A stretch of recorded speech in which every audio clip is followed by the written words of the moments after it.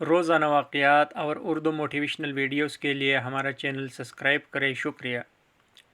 ہندوستانی مصنفین عام طور پر 1628 میں آج کے دن 5ویں مغل بادشاہ کے طور پر تخت نشین ہونے والے شہاب الدین محمد خرم المعروف شاہ جہان کو ایک مثالی مسلم بادشاہ قرار دیتے ہیں کہ مغل دربار کی شان و شوکت ان کے دور میں اپنے عروج پر پہنچی، لیکن انہوں نے ایسے اثرات بھی چھوڑے جو بالآخر سلطنت مغلیہ کے زوال کا باعث بنے۔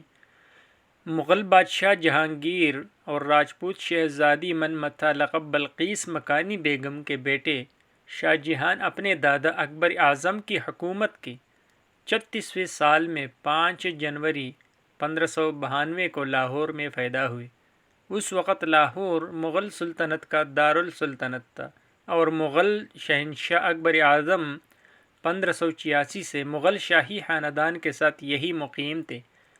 پیدائش کے چھٹے روز جہانگیر نے اپنے والد جلال الدین اکبر کو دعوت دی کہ وہ نوزائیدہ بچے کا نام تجویز کرے۔ شہنشاہ اکبر نے بچے کا نام خرم رکھا اور اپنی بھی اولاد بیوی رقیہ سلطان بیگم کے حوالے کر دیا کہ وہ اس کی تربیت کرے۔ شاہ جہان ابتدائی ایام سے ہوش سنبھالنے تک اور ہوش سنبھالنے کے بعد 3 سال تک رقیہ سلطان بیگم کے زیر سایہ پروان چڑھتے رہے۔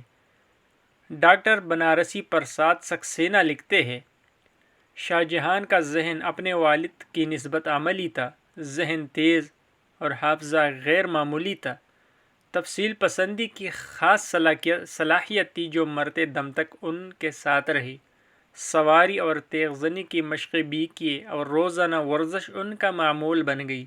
وہ تیر، کمان اور بندوق کے استعمال کے ماہر تھے۔